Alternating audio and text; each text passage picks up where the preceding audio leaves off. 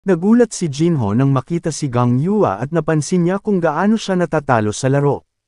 Umupo siya sa tabi niya, at nagulat si Gang Yua, nagtatanong kung nagbago ba ang isip ni Jinho tungkol sa pagsali sa guild nila. Nilinaw ni Jinho na narito siya para sa auction at hinahangad na tuklasin pa ang mga kaganapan dito. Ibinunyag ni Gang Yua ang kanyang tungkulin bilang pinuno ng seguridad sa hotel, at nag-usap sila habang namamangha si Jinho sa kanyang kakayahang magsugal habang nagtatrabaho. Ang dalawa ay nakikibahagi sa isang laro ng pagsusugal, kung saan pinayuhan ni Gang Yua si Jinho na huwag magpauto at sumabay sa bilis ng dealer. Nagtataka siya kung bakit patuloy itong natatalo sa kabila ng pagiging pamilyar niya sa larong ito.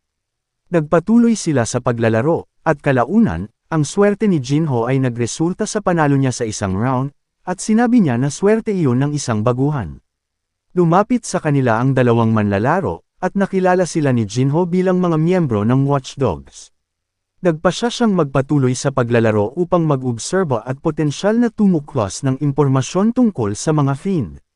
Dahil sa mas maraming manlalaro na sumali, dinagdagan ng dealer ang bilang ng mga baso sa 5, at nagpatuloy sila sa paglalaro. Ang mga kilos ng dealer ay mahigpit na binabantayan, ngunit si Jinho at ang fiend ay itinuro ang parehong tasa, at ito ay tama. Naisip ni Jinho na mas mahirap pakitunguhan ang lalaking fiend. Nagbahagi si Jinho ng isang misteryosong artifact kay Gang Yua na kahawig ng isang compass, na sinasabing ipinahiram ito sa kanya ni President Diekgu, at makakatulong ito sa kanya na mahanap ang mga partikular na individual kapag ginamitan ito ng mana. Na-curious si Gang Yua, at ginamit ni Jinho ang artifact. Itinuro nito ang direksyon ng mga watchdog. Nagkunwaring nagulat si Jinho at nagdahilan na pumunta sa banyo. Ang lalaking miyembro ng watchdog, ay naniniwalang ang artifact ni Jinho ay kayang masubaybayan ang mga fiend, kaya't sinundan niya ito sa isang eskinita. Doon, matalinong nailigaw ni Jinho ang watchdog sa isang bitag.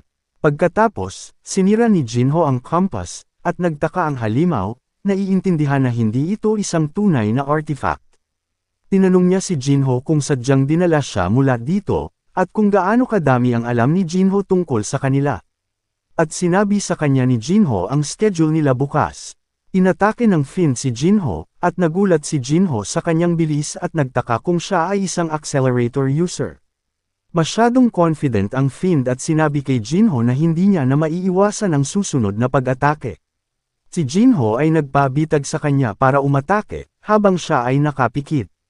Ang fiend ay umatake ngunit ito'y sumablay. Nagyayelo na ang isang braso ng fiend. Piniro siya ni Jinho na walang kwenta ang bilis kung napipredict niya naman ito. Muling sumalakay ang fiend, at ginawang yelo ni Jinho ang kanyang kabilang braso at binigyan ng finishing blow. Nakakuha ng kritikal na impormasyon si Jinho tungkol sa mga plano at schedule ng mga watchdog. Samantala, pagbalik sa watchdog's hideout, pinag-usapan ng dalawang natitirang miyembro ang kanilang nawawalang kasama.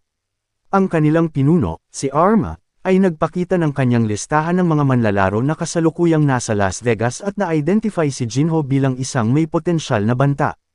Napagtanto ni Arma na si Jinho ay kasama dati ng Shadow Brothers, na nagtataka tungkol sa kanyang mga intensyon ngayon dito. Ipinahiwatig niya na si Jinho ay isang malaking banta at nagpas siyang humanap ng paraan para mawala siya sa auction. Pumunta si Jinho sa auction, kung saan namangha si Gang Yua sa presensya ng maraming sikat na mga tao. Nakahanap siya ng upuan at nagulat siya nang makita niya si Jinho. Pinaalalahanan siya nito na ang mga upuan ay nakareserba at hindi siya maaaring umupo saan man. Ipinakita sa kanya ni Jinho ang kanyang VIP na imbitasyon, na ikinagulat niya sa maliwanag na koneksyon nito sa mga makapangyarihang individual. Nagtanong siya kung paano niya nakuha ang tiket, at ipinaliwanag niya na inayos ito ni President Diekgu para sa kanya. Naghinala si Gang Yua na maaaring si Jinho ang proxy ng presidente. Napagtanto ni Jinho ang motibo ni Diekgu sa pagpapadala sa kanya ng mamahaling suit at balak na tanungin siya sa kanyang pagbabalik. Binigyang diin niya ang kanyang pangako sa kanyang trabaho bilang isang professional. Nalipat ang kanilang usapan habang pinagmamasdan ang mga items sa auction. Si Gang Yua ay aktibong nagbibid sa mga accessories item. Ipinaalala ni Jinho sa kanya ang kanyang mga profesional na responsibilidad. Tinukso niya si Jinho upang mag-atubiling bumili ito, at kalaunan ay bumili si Jinho ng kwintas. Nang tanungin niya kung para ba ito sa kanyang kasintahan, nilinaw niya na wala siya nito. Pagkatapos ay iminungkahi niya na ito ay maaaring para sa kanyang ina, ngunit inihayag ni Jinho na ang kanyang ina ay namatay, na humantong sa isang sandali ng pakikiramay. Nagpatuloy ang auction sa isang item na tinatawag na unknown ball, na nakuha ang atensyon ni Jinho dahil sa kanyang matalas na keen intuition. Ang iba ay nag-iisip pa rin tungkol sa misteryosong katangian ng item, dahil ito ay nananatiling hindi maipaliwanag sa loob ng 20 taon. Sa kabila ng hindi alam kung bakit nag-react ang kanyang keen intuition dito, nagpasya si Jinho na magbid sa item na ito. Ang susunod na item, ang Heaven Breath, ay pumukaw sa kanyang interes, at ipinaliwanag ni Gang Yua na ang presyo nito ay depende sa kapasidad sa paggastos ng leader ng bansa. Sa kasagsagan ng auction, isang hindi inaasahang pag-atake ang naganap, na nagdulot ng pagkagulat sa mga dumalo. Ang isa sa mga bodyguard ay mabilis na lumikha ng isang barrier protection, na nagligtas sa lahat mula sa pagbagsak ng mga debris. Sa mabilis na reaksyon ng gwardya, napansin ni Jinho ang kaguluhan at nag-isip kung sinong fiend ang maaaring may pananagutan sa pagpapatawag ng mga kalansay. Nag-alok ng tulong si Jinho, at tinake over ni Gang Yua ang mga command, nag-utos siya na ilikas ang mga manunood at protektahan ang mga item sa auction. Habang sinusubukan ni Gang Yua na i-manage ang sitwasyon, napagtanto niyang umalis na si Jinho. Nagmamadali ang mga dumalo habang tinatangka nilang umalis sa maliliit na pinto. Nagpasya si Gang Yua na gumawa ng exit sa pamamagitan ng pagsuntok upang makagawa ng butas sa dingding. Sa gitna ng kaguluhan, isang hindi inaasahang black hole ang lumabas, at isang bala ang tumama sa isa sa kanyang mga guard, na naging sanhi ng pagkasira ng barrier protection. Habang nasaksihan niya ang mga pagdating ng mga kalansay, si Gang Yua ay nakipaglaban, na ipinakita ang kanyang mga pambihirang kakayahan bilang isang special attribute user. Naobserbahan ng isang miyembro ng Watchdogs ang kanyang hindi kapani-paniwalang kapangyarihan, na kinikilala siya bilang isa sa pinakamalakas na special attribute user, na nagtataglay ng S-rank bilang Ruler of the Flames. Nagpasya siyang hindi direktang makipag-ugnayan kay Gang Yua. Tinanong ni Arma kung nakuha na niya ang item at inutusan siyang tumungo kaagad sa Point B. Sa kabila ng kanyang pagkabigo sa hindi niya napatay si Jinho, bigla niya itong nakita sa malayo, at siya'y napuno ng pananibik. Tinutukan niya ito, nagbabalak na patayin siya ng mabilis. Ginamit niya ang kanyang kasanayan upang e-teleport ang bala malapit sa ulo ni Jinho, pero sa hindi niya inaasahan, madali ni Jinho itong naiwasan. Frustrated, gumawa ulit siya ng sunod na pagbaril. Si Jinho, na pinagmamasdan ng mga portal na nilikha ng babae, ay mabilis niyang inactivate ang kanyang shadow step skill, na nawala sa paningin ng babae. Nagulat siya na pagtanto na kahit na ang mga rankers ay hindi makakaiwas sa kanyang mga pag-atake. Hindi nagtagal ay napansin niya ang direksyon kung saan siya patungo, ngunit huli na ang lahat. Nasa likod niya si Jinho at nagyayelo na ang kanyang mga binti, na nagdulot sa kanya ng takot. Sa nanginginig na boses, tinanong niya kung sino siya. Sumagot si Jinho na hindi mahalaga dahil mawawala ang mga watchdog ngayong gabi. Sa gitna ng kaguluhan, nawala ang Heaven's Breath. Nagtaka si Gang Yua kung kinuha ba ito ng Skeleton Mage, ngunit hindi niya maintindihan kung paano ito nawala. Ang armor na isinuot ng kalansay ay kapareho sa individual na nawala 3 taon na ang nakalilipas, na nagpapaalala sa kanya sa kaso ng pagkawala, sa ikalawang palapag. Napagtanto nila na ang mga nawawalang manlalaro at ang mga kalansay ay nagbahagi ng mga koneksyon. Samantala, in-access ni Jinho ang memorya ng Watchdogs upang manggalap ng mga insight sa kanilang mga plano at sa kanilang lokasyon ng pagpupulong. Kasunod ng pagkumpleto ng misyon, hindi siya nakakuha ng malawak na impormasyon tungkol sa Fiend Association. Kinokontrol sila ni Arma, ang pinuno ng mga watchdog. Gumawa ng diskarte si Jinho para harapin si Arma at isinasaalang-alang na ang pag-atake ng walang ingat sa hideout gamit lamang ang mga bitag ay maaaring hindi ang pinakamahusay na paraan. Napansin ni Jinho ang relo ng Fiend at gumawa siya ng plano.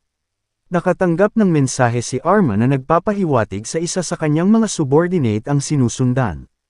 Nagtanong siya tungkol sa item na dala niya, at kinumpirma ito ng kanyang subordinate, sinabing itinago niya ang item sa isang eskinita at nag-iwan ng palatandaan. Habang sinasabi na siya ay hinahabol pa, si Arma ay naging interesado sa identity ng taong sumusunod sa kanya at nagpasya na suriin ang lokasyon na binanggit sa mensahe. Nang maramdaman ang item sa isang basurahan, kinuha ni Arma ang Heaven's Breath ngunit laking gulat niya nang bigla itong sumabog, na nagpayelo sa kanyang braso. Napagtanto ni Arma na nahulog siya sa isang bitag. Ipinatawag niya ang kanyang mga kalansay, at naghanda upang harapin si Jinho. Gayunpaman, mabilis na lumitaw si Jinho sa kanyang likuran at gumawa ng isang fatal blow. Sa pagkamatay ni Arma, ang mga kalansay sa auction ay naglaho, ito'y nag-iwan kay Gang Yua upang pag-isipan kung ang skeleton ay ipinatawag ng kanyang master, o ito ay natalo. Si Jinho ay nakapag-level matapos patayin si Arma, na iniisip kung gaano siya kalapit sa posisyon ni Arma kung hindi siya nahulog sa bitag. Na-access niya ang memorya ni Arma, nasaksihan ang recruitment ng mga Fiend at ang pagtaas ng posisyon ni Arma sa pamumuno sa ilalim ng Watchdogs. Nalaman din niya ang tungkol sa ultimong layunin ng mga Fiend, na mangibabaw sa buong palapag, ngunit hindi sapat ang kanyang kakayahan upang tignan ang lahat ng alaala. Galit na galit sa pagkasaksi sa ginawa ng mga Fiend sa mga ulila, at tinatrato sila bilang mga mapagkukunan ng mga alagad, nangako si Jinho na pipigilan sila sa pagkuha ng higit pang mga biktima tulad ni Arma. Iniisip din niya kung ang lalaking nakita niya sa mga alaala ay si Nazed Hollow. Bumalik sa auction hall, nadismaya si Gang Yua sa kanilang kawalan ng kakayahan na mahanap ang Heaven's Breath. Inilabas niya ang kanyang galit, nang gagalaiti, kung hindi dahil sa mga Fiend, siya ay makakatulog ng payapa. Lumapit sa kanya ang kanyang guard, ipinaalam na may iniwang regalo para sa kanya ang isang fan. Nagpaalam ang fan na ang nilalaman ng regalo ay maaaring maging nakakabigla. Nang buksan ito ni Gang Yua, una niyang pinaniwalaan na ito ay isang kamanghamanghang replika lamang, ngunit kinumpirma ng gwardya na ito ang orihinal na item. Nadagdagan ang kanyang sorpresa nang matuklasan niya ang isang sulat sa loob ng regalo. Ang sulat ay nagsiwalat na ang Skeleton Mage at ang dalawang Fiend ay naalis na, ang Heaven's Breath ay nakuha sa kanila, at ang lokasyon ng bangkay ng Skeleton Mage ay isiniwalat. Ang sulat ay pinirmahan ng isang fan, na nag-iwan kay Gang Yua na parehong natataranta at curious tungkol sa identity ng misteryosong tagapagbigay na ito. Ipinahayag niya ang kanyang pagnanais na makilala ang taong ito sa gwardya, ngunit ipinaliwanag niya na wala silang nakitang anumang palatandaan mula sa lugar kung saan nakita ang bangkay. Ipinagpalagay niya na ang individual sa likod ng gawaing ito ay maaaring isang propesyonal o hindi mababa ang ranggo. Pumasok si Jinho sa eksena, nakuha ang atensyon nila.